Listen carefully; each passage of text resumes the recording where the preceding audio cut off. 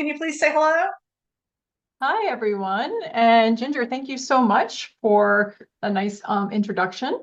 I wanted to just give you guys a little bit of background on myself, and I won't read everything off the PowerPoint now or in the rest of my presentation, but I have been in the medical device industry for 24 years. It's an industry that is only still to this day 26% women at most. And so I have been with Boston Scientific for about 7 years, one of very few female leaders in my division of neuromodulation, which is spinal cord surgery. I work with neurosurgeons and anesthesiologists, manage a team in 4 states, covering Tennessee, North Carolina, South Carolina, Georgia. And prior to being with Boston Scientific, I had been at multiple startup companies, one of the first 20 people hired at 2 companies that IPO'd, and started way back in Brooklyn back in 2000 with an injectable oncology product. So lots of experience in this industry. I don't have a lot of experience outside of medical device, but it's something I love. I love working in healthcare. I love working with my team and being a people leader. So I picked the topic today, and if you want to go to the next slide, Ginger. Resilience in leadership and navigating challenges and inspiring growth for a couple of reasons, right? 2024 has been quite the year, just from a company perspective and a personal perspective. And I realize how important it is to not just be resilient, but to inspire others throughout like hard times, personal times. We all have issues where we are trying to be our best professional self, but there's also the personal that, of course, affects our everyday lives. So it's kind of why I chose this topic. I lost one of my parents this year, my father, and then we've acquired another company, and then we're integrating that. So there's just been so much change, and where I've had to really lean on things that I think could benefit everyone from talking about. So I'm ready for the next slide. And if anyone has any questions or want to jump in at any point, please feel free to put them in the chat. I'll keep looking over to the right, and I'm happy to answer any questions and connect after this. So what is resilience in leadership? Well, this is really the textbook definition, right? That if you pulled up Webster, this is what you're going to come up with, right? It's the ability to adapt and thrive in the face of diversity and change, right? We all know that we have to do that in our daily lives a lot and in our professional lives. The ability to bounce back from setbacks and maintain that mental and emotional well-being, so key. And then, of course, resiliency allows individuals to cope with the stress, overcome our obstacles, and rise above challenges, leading to greater professional and personal success. So that's the definition, and we're just going to dive into ways throughout this presentation on how we can do that. So next slide. So why does it matter, right? Why does it really matter? If you guys are people leaders or are inspiring others in some manner in your professions, being a resilient leader can help with team morale and productivity. It promotes long-term success and sustainability for your teams, and it can impact your overall organizational performance. And resilient organizations, so specifically I told you Boston Scientific, resilient organizations prosper in the face of change. Tell you there's been a lot of changes in the last 7 years since I've been at Boston. We've acquired multiple companies, and so with that we've acquired entire teams and the integrations. So it's super important that as a company we're resilient and we're acknowledging the changes so we can prosper throughout them. Next slide, please. So some key characteristics of resilient leaders, and feel free to add some in the chat. These are some of the ones that I kind of went through and thought about. But adaptability is a big one, right? Like there's people that we know, if you've ever done one of those DISC profiles, there's some people that just aren't geared towards being adaptable. And so maybe they're not the best at being a people leader or, being a resilient leader, but you have to be able to pivot. And you have to be able to adjust to the changes, because it's the only constant in any of our lives, right? Is the changes that we're facing every day.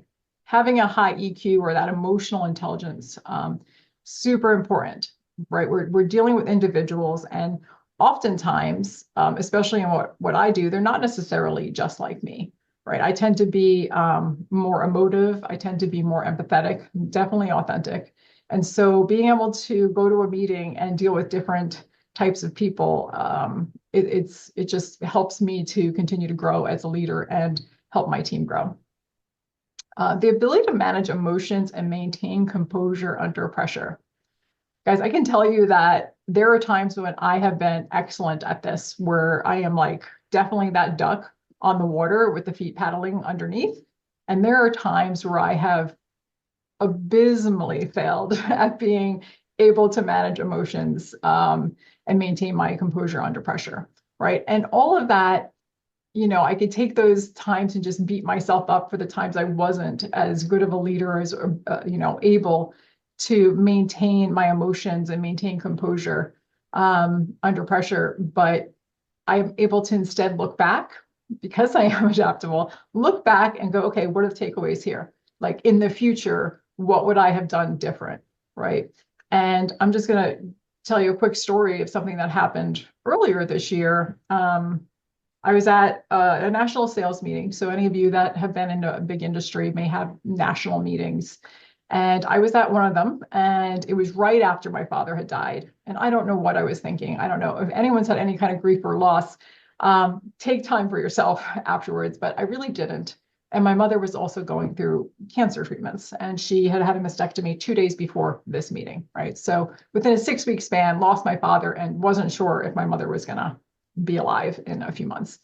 And I went to this meeting, and the first day was fine. And I was like Johnny on the spot, able to talk to all the leaders, got up, did presentations, engaged in the whole room. Had a couple things happen within my team where one of my team members didn't show up for surgery. So it was just like a lot of pressure. And then the next day, I couldn't get out of my room. I couldn't come down from my hotel room to the presentation I was supposed to be giving. And fortunately for me, I have built a network of female, mostly female, right, leaders that support me. And I was able to reach out to one and then speak to another, and then, engage my local community at my company to say, I shouldn't be at this meeting. I shouldn't come to this meeting.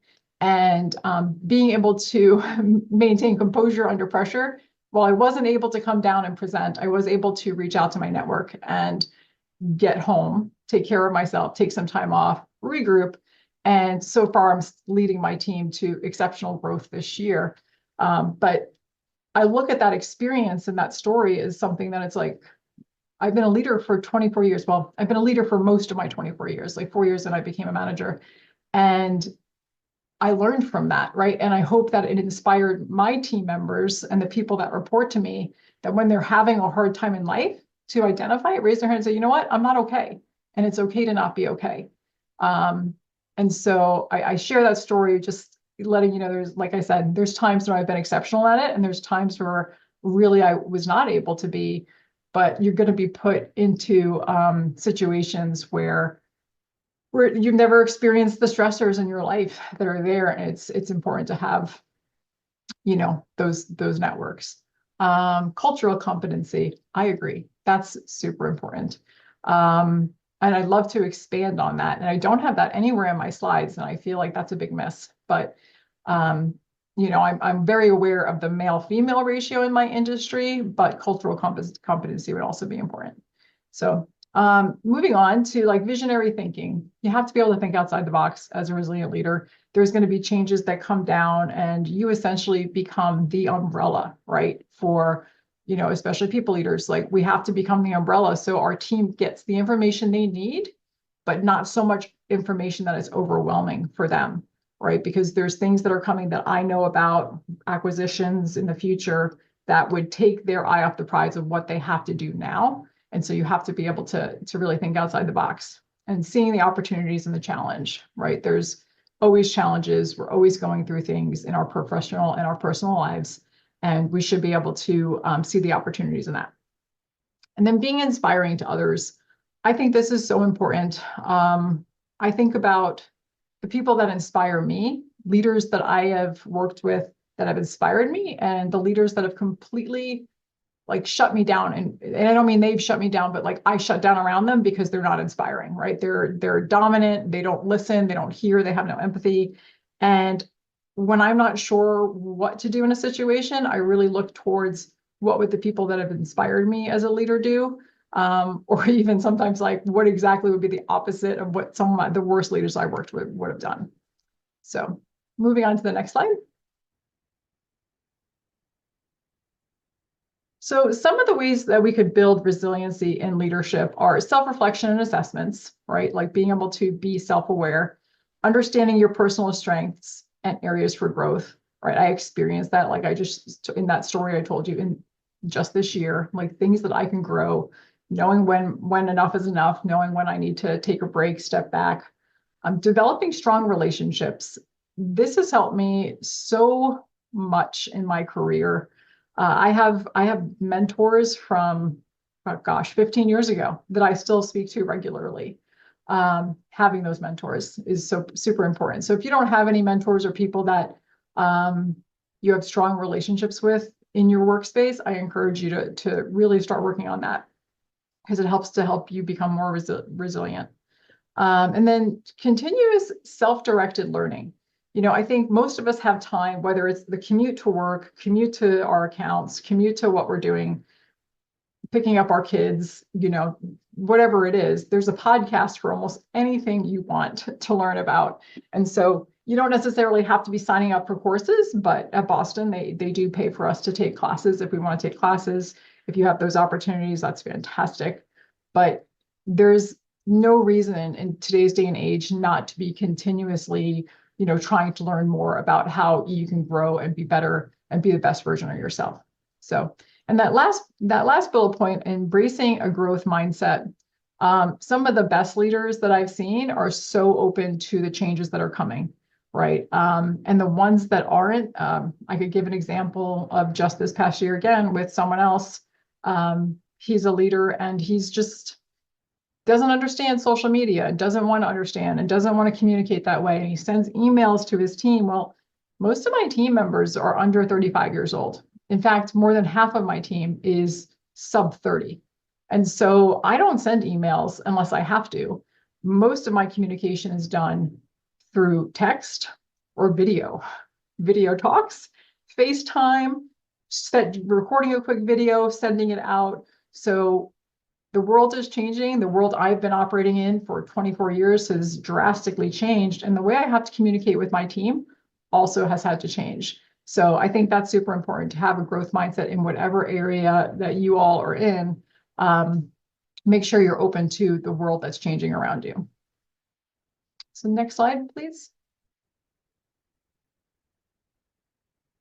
So some strategies for enhancing resilience and things that I've done personally. Practice such as mindfulness and meditation. I'm really lucky to work for Boston. We have a whole mindfulness tab on our home pages. We offer meditation. We offer yoga classes. If you're in corporate, you could take them. But during COVID times, like we were all working from home all the time, and I was asked to lead meditations. I got a certification in meditation. I got a certification in yoga, like all the things to help with like stress management. If you can do those things, I do find them super helpful. Effective communication skill learnings. Everyone on my team is different. Each person needs to be communicated to in a different and individual way.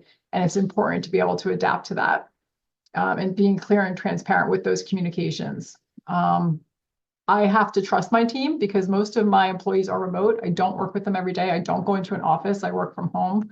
And I do go into the field and have meetings with them, but covering 4 states and 14 representatives, it's really hard to be in the field with them all the time. So hire right and empower those people with the task that you've hired them for and delegate when you can, right? This is how you're going to be able to not burn out, but also you're going to build up the people that are reporting to you.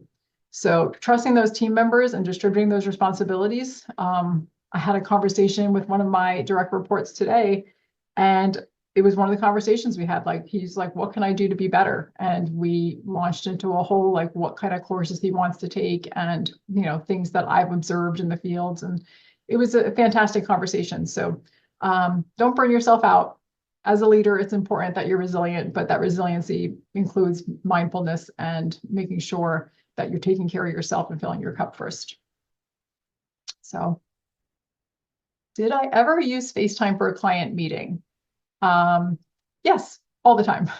So we'll do Teams, right? Or Zoom. So that's often.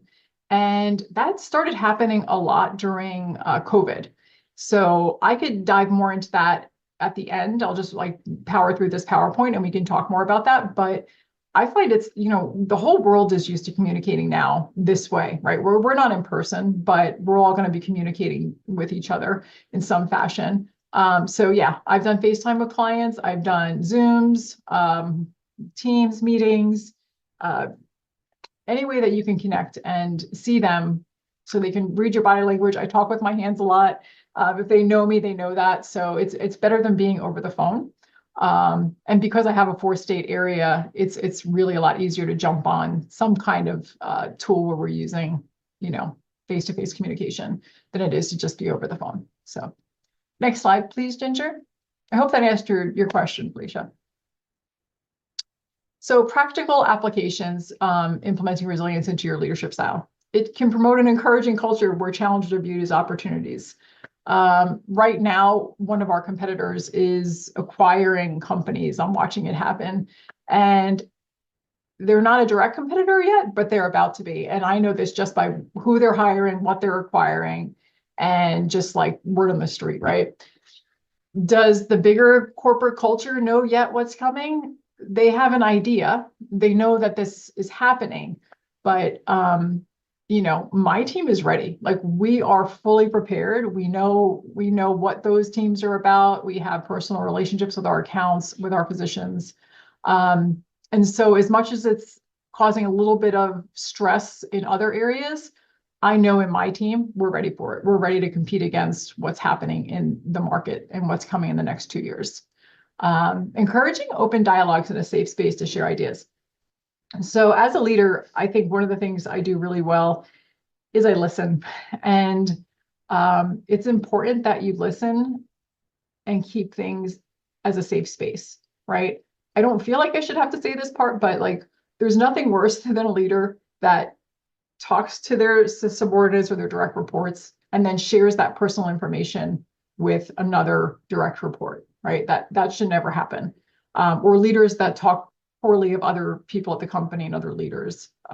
It just makes you look bad. When you talk about others, it says more about you than it does about yourself, about those people. So I make sure that there's a safe space. And when I tell you that I've heard all manners of things from, I think my wife is cheating on me, to I had too much to drink and I, made a bad decision and drove and, was struggling with that. Like I've had all kinds of conversations with my direct reports and it stays in a safe space. And hopefully it makes them better. But I know that my team, the team that I have right now, there's so much trust and there's so much support and everyone's willing to help each other. I'm not just a resilient leader, but I have built a resilient team that I was able to step back for 6 weeks, take some time for myself and know that they were able to self-manage and handle what was happening without me being the leader at the time. And it's really a great thing to see. That's a great question. I'm going to come back to that in a second. Let me just finish up these little bullet points. Celebrate efforts and learnings, even those that come from failure, right? I've been very candid with my team about my need to step back in March and the why and, the learnings I got from that. But some of my own failures in like numbers or, things I could have done better, they all know, like I know that I'm always working on my strengths and weaknesses. And so they do as well. And so sometimes they'll just share something like they went into an account, they tried to have this conversation with a neurosurgeon and they were shut down. And we do that on a Zoom call with, all 15 of us. And no one feels like a loser. They feel like, okay, if I share this, then someone else isn't going to do it. Or maybe they're going to give me some feedback on how I can do it better next time or what they've done to be more successful. So, celebrate those efforts, right? The wins. and the misses, right? Because those are ways that we're going to grow. And like I said, I've shared my own setbacks with them as opportunities for growth moments and throughout my career. So being relatable, being authentic is, I think it's paramount to being a good leader, but also to being a resilient leader. So in the chat, there's a question that says, how much should you share with coworkers if you're struggling? I think that this is an individual, right, case by case. I didn't share broadly what was happening. Like people had known my father had passed away, right? Because they did. I had to take a couple days off. And then when my mom was going through her surgery, everyone knew my mom was going through cancer treatments because I was flying down to take her to chemo appointments. But I kind of kept it tight. Like I didn't go to like leadership and tell them. I spoke to my peers and my peer level people that I trusted, and to HR. So HR knew what was happening, which that morning when I realized I couldn't get up and speak in front of, so many people, because at that moment, at the national meeting, I really just didn't care. I knew I wasn't going to be able to get up and talk about our newest programming for spinal cord stimulators because my heart wasn't in it, my head wasn't in it. It didn't matter to me at that point, right? What mattered to me was my family and the loss. And so I spoke to someone that I really trusted, and we went right to HR, and it was taken care of. And it was kind of kept tight. Like everyone knew I was going through stuff, but I would say that's an individual thing, what you want to share with your coworkers. I wouldn't overshare, right? Especially if you don't have a good relationship. This is someone that I've worked with now for 6+ years, and I knew I could trust her. And then for my direct reports, they all knew what was happening because I talked to them all the time. But I think it's important, that who you can trust and who you're talking to. And just, make sure you're taking care of yourself, guys, because it's hard out there. There's just so many changes and, what's going on out in the world, and everyone is being affected differently by a multitude of things. So, yeah. Next slide, please, Ginger. I hope that answers your question as well. So in conclusion, resilient leaders are better equipped to navigate uncertainty. I really believe in that, right? If you know you can overcome anything, that it doesn't matter what's thrown at you. You just do the right thing, and the right outcomes are gonna happen. Foster that mindset that views challenges as opportunities for innovation. Like I said, like me changing to a social media type of platform to talk to my team, while there's other leaders that are like, absolutely not. Well, how's that email working for you? Because I don't think people are opening it. Instill confidence and a sense of stability within your teams. We often are better at managing stress and our composure. Like I said, I've done all the things, I have all the trainings, and I still fell apart, rightfully so, right? Like those are, if anyone that has experienced, like I said, that kind of loss and grief, until you experience it, you don't know how to handle it, but I will know how to handle it in the future, and have since had direct reports that have had great loss. And I'm much better at supporting them, right? Like I am the person now that like anyone could come to with grief, and I am like, send them my way. So, and the last bit is we're better at building trust and loyalty, right? So resilient leaders are better at doing that. Authentic leadership, I think there's going to be a whole presentation on that. I think that's they're neck and neck. They're so tied together. And yeah, so those are like the key points. And we could go to the next slide for Q&A, but I just wanted to say thank you guys for taking the time to join and listen. There's in the chat, there's an employee assistant professional, and I coach employees in leaderships, not just to disclose very personal issues such as cheating spouses or substance abuse issues. Okay.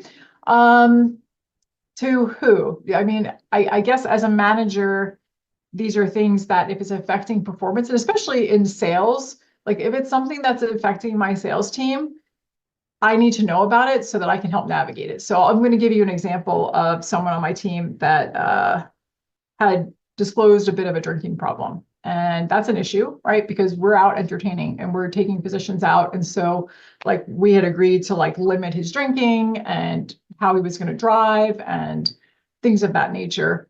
Basically, we did an intervention. So I think it's important that they do disclose those things. And again, this is just me as a people leader. I'm not in the EAP program, but I guess it would really depend on too who the manager is that you're reporting to, because some managers might use it against you, I guess. I certainly wouldn't. And I actually did refer him to the EAP program in our company for help, for counseling. We have so many offerings. I think Boston Scientific is a phenomenal company to work for. There are so many benefits to working here. But it was important that he disclosed those things, because had he not, I couldn't have helped him, right? And he may not have realized the resources were there. So, okay, thank you. I am going to investigate that.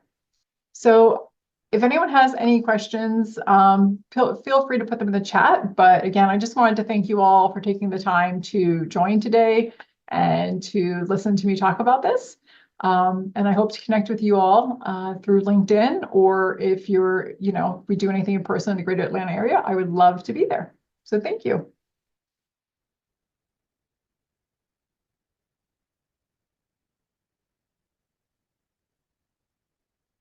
And Ginger, that concludes my slide presentation. Thank you, thank you, thank you. You guys are great. Well, Chantal, thank you so much for your time to present to us today. Thank you.